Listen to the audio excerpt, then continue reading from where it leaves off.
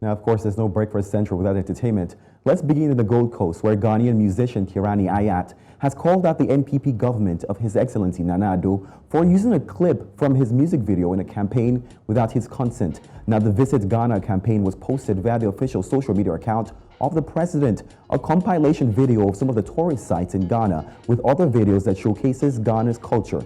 Now, in the post by the president, an excerpt of Kirani Ayat's Gouda music video was used, and the 32-year-old Ghanaian singer and producer expressed his surprise, saying he had once contacted the Ministry of Tourism in 2018 and 2019 to use the video to push tourism in the north, but was ignored. He further said whoever worked on this video should have reached out to the rightful content owners before proceeding. I spent my all in making Gouda possible. I'm sure you were paid for this job. Where is my cut? Now, according to Kirani, he worked as a security officer to be able to save money to create the video. He says, therefore, he deserves credit and remuneration. Now, the Ministry of Tourism is yet to respond to Kirani's post, which has since sparked a wild conversation online.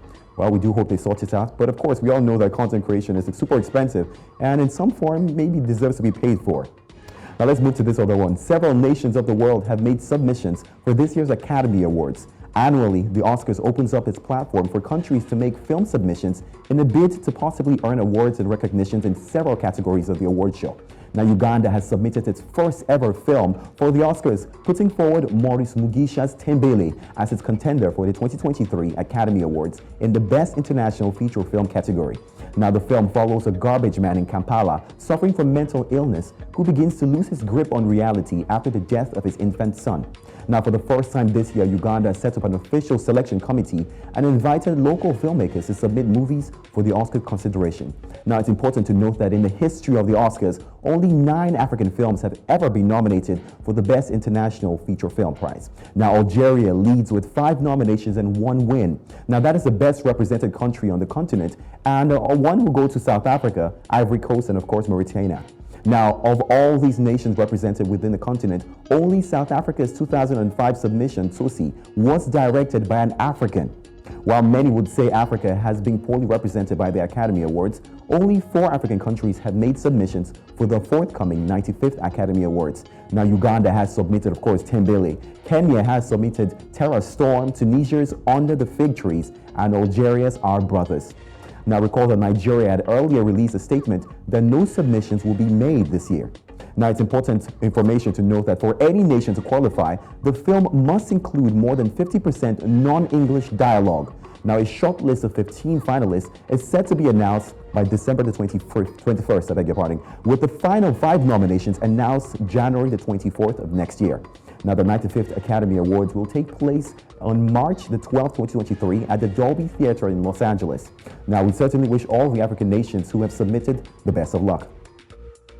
Now, that's not all on the international scene. The Spanish court formally just yesterday ordered Colombian superstar Shakira to stand trial on accusation that she failed to pay 14.5 million euros, approximately 14.31 United States dollars, in income taxes.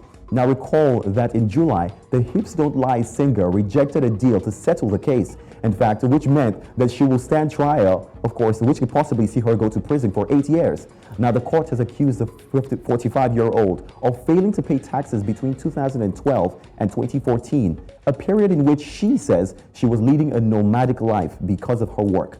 Now, the court has further revealed that the trial will go ahead on a date yet to be announced. Shakira's legal team will, of course, do their job by presenting its written argument at the appropriate time, but the multi-award-winning singer has vowed to fight what she claims are false accusations by the Spanish authorities.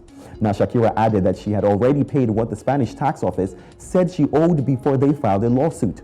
While we hope this blows away soon, we'll be sure to keep you updated as more details, of course, unfold in the time to come. But it's unfortunate that we see things like this happen, especially because if you're a musician of such power, you know, it's understandable that you have a team who makes sure that everything is in place. But, you know, every now and then we do hear things like this happen, and we do hope that, of course, it blows away and it's sorted out super soon. But what do you think about this, Olive? I know you had mentioned this earlier. I mean, it's absolutely important as public figures to do due diligence as regards tax It can get complicated and come back, in the future to haunt one. I do hope that this is sorted out, and we don't want Shakira to go to prison. I mean, she believes that she's on the right side of the law. Thank you so much, Sam Dandy, for bringing us all the details of what's happening in the entertainment scene. Thank you Look for forward to having seeing me. you again on Friday.